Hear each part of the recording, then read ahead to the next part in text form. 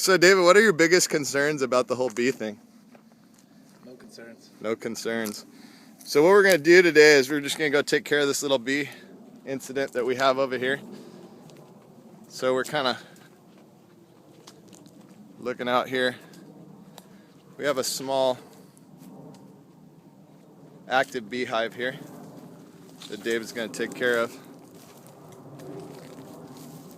Now don't get in front of it, just put it up there. Go, don't screw around.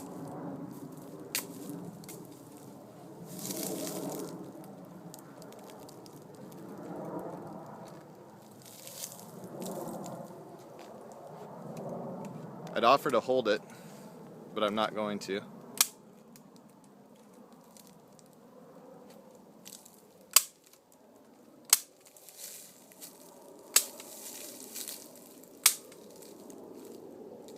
How do you feel with those bees hovering around your head?